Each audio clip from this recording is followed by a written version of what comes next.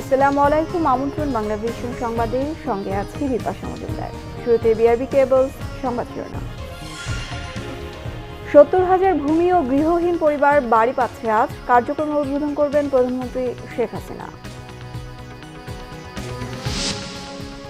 ওবায়দুল কাদেরের পরিবার নিয়ে কটূক্তি করায় অনশনে মির্জা কাদের। এমপি একরাম চৌধুরীকে দল থেকে বহিষ্কারের দাবিতে নোয়াখালীতে বিক্ষোভ। মানুষের ভয় কাটাতে আগে রাষ্ট্রের শীর্ষ ব্যক্তিদের শরীরে টিকা প্রয়োগের পরামর্শ ডাক্তার জাফরুল্লাহ। সরকারি ভ্যাকসিন বেহাতের আশঙ্কা। শিক্ষা প্রতিষ্ঠান খোলার তোড়জোড়, ৪ ফেব্রুয়ারির মধ্যে প্রস্তুতি নিতে মাধ্যমিক উচ্চশিক্ষা অধিদপ্তরের নির্দেশ।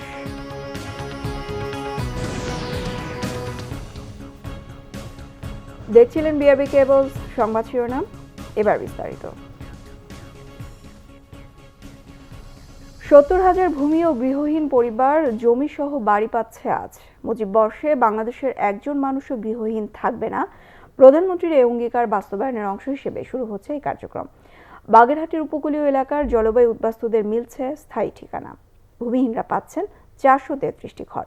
অগ্রাধিকার দেওয়া হয়েছে সিডর ও আইলায় ক্ষতিগ্রস্তদের। প্রকল্প সংশ্লিষ্টরা বলছেন, প্রকৃত ভূমিহীনরাই যেন বাড়ি পায় তা নিশ্চিত করা হয়েছে। অনিয়ম প্রতিরোধে ছিল বাড়তি সতর্কতা। তাইমুর রশিদের রিপোর্ট, ক্যামেরায় ছিলেন রাজীব দাস। অপর্ণা রানী আয়লায় সব হারিয়েছেন, ক্ষতিগ্রস্ত হয়েছেন আমপানেও। তবে তাকে নতুন করে বাঁচার স্বপ্ন দেখিয়েছে সরকারের আশ্রয়ণ প্রকল্প। প্রধানমন্ত্রীদের আমাদের পক্ষ থেকে অনেক অনেক ধন্যবাদ। সে আমাদের জন্য যে এত কিছু করে, তাকে আমাদের পক্ষ থেকে অনেক ধন্যবাদ। এই চিত্র বাগেরহাটের শরণখোলার ধানসাগর ইউনিয়নের রাজাপুর গ্রামের। সবখানি চোখে পড়বে প্রাকৃতিক দুর্যোগের আঘাতের ভয়াবহ চিহ্ন। এ যেন প্রকৃতির সাথে টিকে থাকার নিরন্তর সংগ্রাম।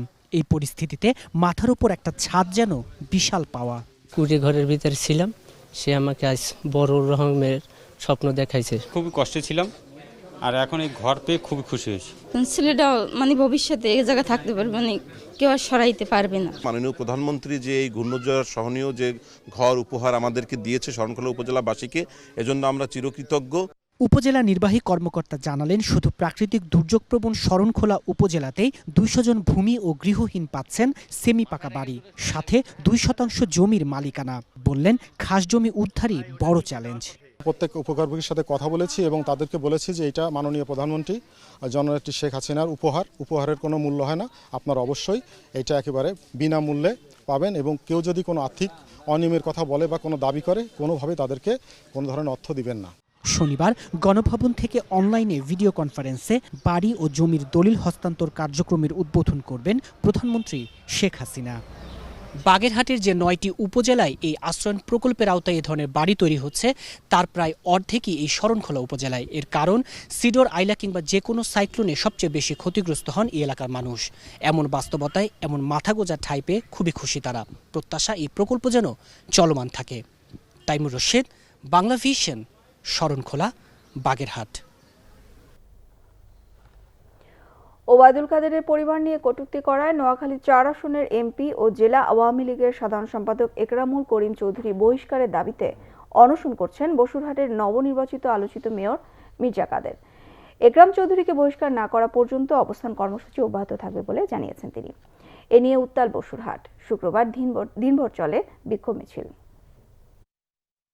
নোয়াখালী বসুরহাটের মেয়র আওয়ামী লীগের সাধারণ সম্পাদক ওবায়দুল কাদেরের ছোট ভাই মির্জা কাদেরের জ্বালাময়ী বক্তব্য এবং বিপুল ভোটে বিশাল জয়ের মধ্যেই হঠাৎ দৃশ্যপটে নোয়াখালী ৪ আসনের এমপি একরামুল করিম চৌধুরী। ওবায়দুল কাদেরের পরিবার নিয়ে কটূক্তি ছুড়ে আলোচনায় তিনি, আর সেটি ঘটান বৃহস্পতিবার রাতে নিজ ফেসবুক আইডি থেকে। আমি কথা বললে তো আর মির্জা কাদের বিরুদ্ধে কথা বলবো না, আমি কথা বলবো ওবায়দুল কাদের বিরুদ্ধে। একটা রাজাকার ফ্যামিলির লোক এই পর্যায়ে আসছে, তার ভাই শাসন করতে পারে না। এইগুলো নিয়ে আমি আগামী কয়েকদিনের মধ্যে কথা বলবো। আমার যদি জেলা আওয়ামী কমিটি নিয়ে আসে, তাহলে আমি এটা নিয়ে শুরু করব। এর প্রতিবাদে শুক্রবার থেকে উত্তপ্ত বসুরহাট। দিনভর বিক্ষোভ মিছিল স্থানীয় আওয়ামী লীগ নেতাকর্মীদের। রাতে বসুরহাট বঙ্গবন্ধু চত্বরে দলের নেতাকর্মীদের নিয়ে লাগাতার কর্মসূচির ঘোষণা দেন নবনির্বাচিত মেয়র মির্জা আব্দুল কাদের।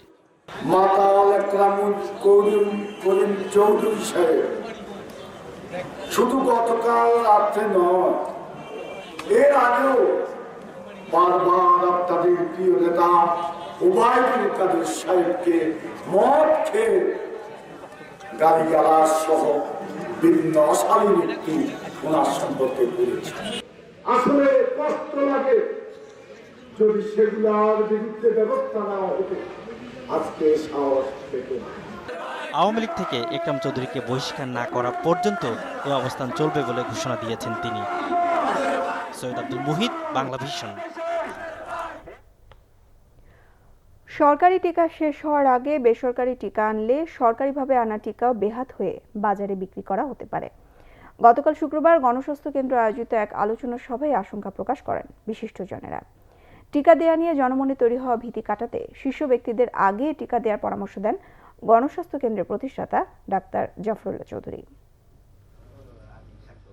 ভারতের দেয়া উপহার 20 লাখ ডোজ টিকা দেশে এসে পৌঁছেছে বৃহস্পতিবার। চলছে টিকা দেবার নানা রকম প্রস্তুতি। একেবারে শুরুর দিকে হওয়ায় কাদের আগে টিকা দেওয়া উচিত এ নিয়ে চলছে নানা রকম আলোচনা সমালোচনা। শুধু তাই নয়, আলোচনা চলছে বিভিন্ন ধাপে সামনে যে আরও টিকা আসতে যাচ্ছে তা নিয়েও। বিপদ হলো বেসরকারি খাতে আমদানি। আমাদের সরকারি যে ভ্যাকসিন আছে ওটা চুরি হবে, ওটা চুরি হয়ে ওটা ফ্রি ভ্যাকসিন, ওটা চুরি হয়ে প্রাইভেটে যাবে, তারা $12 করে $12 $15 করে বিক্রি করবেন।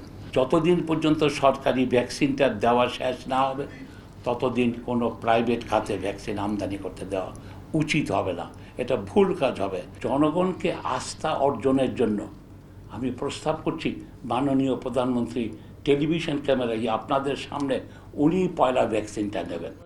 জনমনে অনেক প্রশ্ন রয়েছে এই টিকাকে ঘিরে। এই টিকা বাংলাদেশের প্রেক্ষাপটে কাজ করবে কিনা, কোনো পার্শ্ব প্রতিক্রিয়া আছে কিনা, টিকা নেবার পর কতদিন কাজ করবে, করোনার টিকার সুষ্ঠু ব্যবস্থাপনা শীর্ষক আলোচনায় এই প্রশ্নগুলো উঠে আসে। এটা কাজ করবে কারণ আমাদের বাংলাদেশে যেরকম জেনোম সিকোয়েন্স করা হয়েছে পৃথিবীর সব জায়গায় এটা করা হয়েছে। এই ভ্যাকসিনের সাইড ইফেক্ট নাই। আমাদের দেশে দেওয়ার পরে কোনো সাইড ইফেক্ট যদি আমাদের নজরে আসে সেটা আলাদা কথা, কিন্তু এখন পর্যন্ত যে ভ্যাকসিন আসছে অন্যান্য জায়গায় টেস্ট করে আসছে তো কোনো সাইড ইফেক্ট পায়নি। এই যে কার্যকারিতা থাকবে এটা 5-6 মাসের বেশি আজ পর্যন্ত কিছুই পাওয়া যায়নি। ভারতের সেরাম ইনস্টিটিউট থেকে সরকারিভাবে কেনা মোট টিকার 25 লাখ ডোজ 25 জানুয়ারি বাংলাদেশে এসে পৌঁছানোর কথা রয়েছে। নাইম হাসান, বাংলা ভিশন, ঢাকা। ভারত থেকে পাওয়া করোনার ভ্যাকসিনের প্রতি সাধারণ মানুষের আস্থা আনতে রাষ্ট্রের ভিআইপিদের আগে নেওয়ার আহ্বান জানিয়েছে বিএনপি। গতকাল শুক্রবার নয়াপল্টনে কেন্দ্রীয় কার্যালয়ে সংবাদ সম্মেলনে আহ্বান জানান দলটির সিনিয়র যুগ্ম মহাসচিব রুহুল কবির রিজভী। বলেন, ভারতের টিকা সে দেশে জনগণের কাছে গ্রহণযোগ্যতা পায়নি, অনেকেই সেখানে অসুস্থ হয়ে পড়েছেন। তাই বাংলাদেশে প্রয়োগের ক্ষেত্রে সরকার ও রাষ্ট্রের শীর্ষ ব্যক্তিদের আগে নিতে হবে। রিজভী বলেন, রেওয়াজ অনুযায়ী রাষ্ট্রের কোনো সুবিধা আসলে সেটা আগে ক্ষমতাসীনরা পেয়ে থাকেন, প্রয়োজনে ছিনিয়ে নেয়, কিন্তু টিকার ক্ষেত্রে ভিন্ন নীতি হওয়ায় সন্দেহ বাড়ছে। শিক্ষা প্রতিষ্ঠান খোলার তোড়জোড় শুরু হয়েছে। এজন্য সকল প্রস্তুতি শেষ করতে 4 ফেব্রুয়ারি পর্যন্ত সময় বেঁধে দিয়েছে মাধ্যমিক ও উচ্চ শিক্ষা অধিদপ্তর। শুক্রবার এক বিজ্ঞপ্তিতে প্রতিষ্ঠানটির মহাপরিচালক ডক্টর সৈয়দ মোহাম্মদ গোলাম ফারুক জানান, সকল শিক্ষা প্রতিষ্ঠানকে তাদের শিক্ষার্থী, শিক্ষক, কর্মচারীদের জন্য স্বাস্থ্য নিরাপত্তা নিশ্চিত করতে হবে। এজন্য একটি গাইডলাইন তৈরি করা হয়েছে। ঊর্ধ্বতন কর্তৃপক্ষের আদেশ পাওয়া মাত্রই শিক্ষা প্রতিষ্ঠান খুলে দেওয়া যায় সে প্রস্তুতি রাখতে নির্দেশনা দেওয়া হয় বিজ্ঞপ্তিতে। করোনার কারণে গত বছরের 16 মার্চ থেকে শিক্ষা প্রতিষ্ঠান বন্ধ রয়েছে। নানা অনিয়মের অভিযোগ উঠেছে গাজীপুরের কাশিমপুর কারাগার নিয়ে।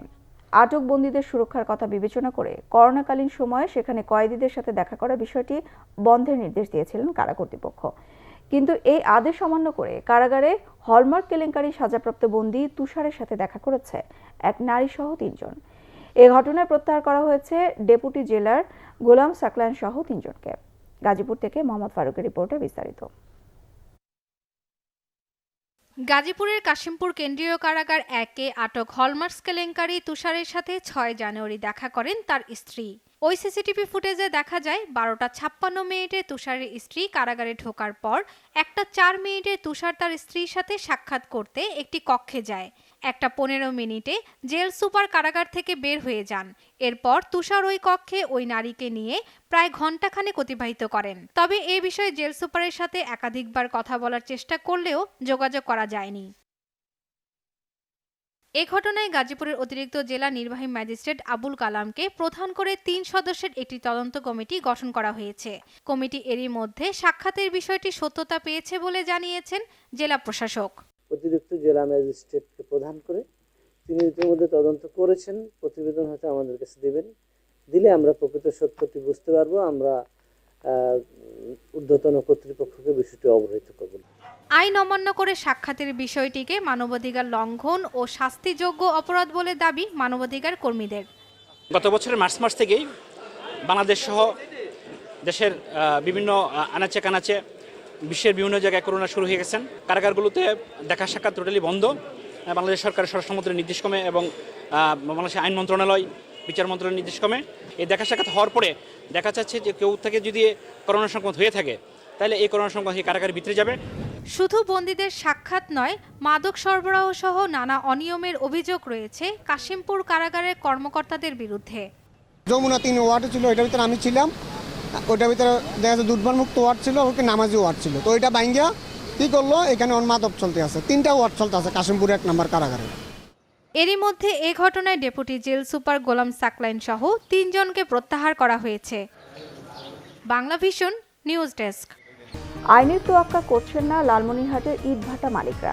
অনিয়ন্ত্রিতভাবে কৃষি জমির ওপর ব্যাঙের ছাতার মতো গড়ে ওঠা ইটভাটায় পোড়ানো হচ্ছে ফসলি জমি, উর্বর মাটি। এতে উৎপাদন ক্ষমতা হারাচ্ছে জমি। মালিকরা প্রভাবশালী হওয়ায় প্রতিবাদ করতে সাহস পায় না কৃষকরা। লালমনিরহাট প্রতিনিধি এস দিলীপ রায় রিপোর্টে বিস্তারিত। এভাবে ভোর থেকে বিকাল পর্যন্ত ফসলি জমির উর্বর অংশ কেটে নিয়ে যাওয়া হয় ইটভাটায় পোড়ানোর জন্য। এই দৃশ্য লালমনিরহাটের সব ইটভাটায়। শুধু শ্রমিক দিয়ে নয়, আইনের তোয়াক্কা না করে ভেকু মেশিন দিয়ে ফসলি জমির 3 থেকে 5 ফুট গভীর করে উর্বর মাটি কেটে নিয়ে যাওয়া হয় ইটভাটায়। আমরা জমি না দিলে পাশের জমিন মানে জমি দিচ্ছে, এখন বাধ্যমূলক আমাকেও দেওয়া লাগতেছে। জমি ভাঙি পড়ে যায়, ওই জমি মনে করো 15-16 বছর আবাদ হয় না। মাটি কাটি নিয়ে যায়, ওটা ফসল কোনো কিছুতেই হয় না। মনে করো যদি হচ্ছে 16 মণ, এখন হয় 8 মণ। যত ফল আছে সবারই ফলন কম হয়ে যাচ্ছে, শুধু এই ভাটার কারণে। দেশে ইটভাটা নিয়ন্ত্রণে প্রচলিত আইন থাকলেও তার সঠিক প্রয়োগ না থাকায় বেপরোয়া হয়ে উঠেছে ইটভাটার মালিকরা, বলছেন ক্ষতিগ্রস্তরা। সরকারকে এটা দেখা উচিত, দেখভাল করা উচিত যে আসলে যেখানে সেখানে ভাটা দিলে মানে কৃষি জমির উর্বরতা কমে যাচ্ছে। জমিটা কিন্তু আপনারা খেয়াল করে থাকবেন যে 3 থেকে 5 ফিট গভীর পর্যন্ত কাটতেছে। এর ফলে কি হচ্ছে, মাটির যে অংশে প্রাণ থাকে সেই অংশটুকুই কিন্তু বের হয়ে যাচ্ছে, যার কারণে জমিগুলো অনুর্বর হয়ে যাচ্ছে। আমার মনে হলো কি এগুলো 3 ফসলি জমি, 3 ফসলি জমিতে কিভাবে ইটভাটা হয়।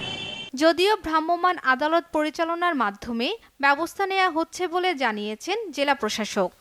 যারা দুষ্ট চক্র আছেন, যারা অবৈধভাবে ইটভাটা নির্মাণ করে কৃষি জমি ক্ষতি করছে এবং পরিবেশে ধ্বংস করছে, তাদের অনেকের পরিবেশের ছাড়পত্র নয়, সেগুলোর বিরুদ্ধে আমাদের অভিযান অব্যাহত আছে।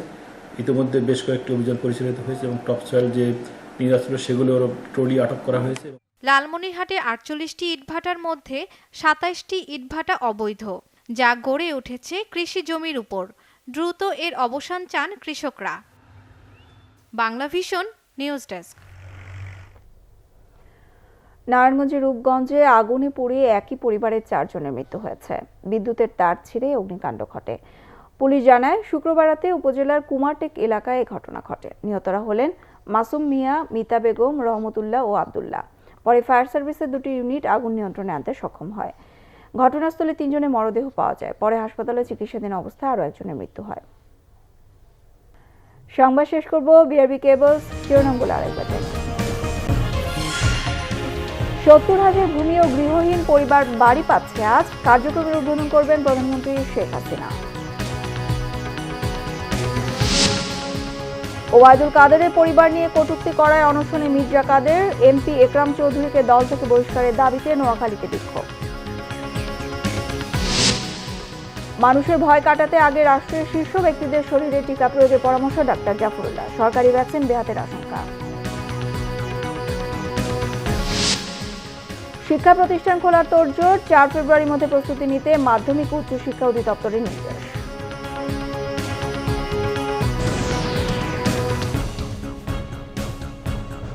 এই ছিল এখনকার মতো। পরের সংবাদ সকাল 10টায় 9টায় থাকছে নিউজ ডেস্ক।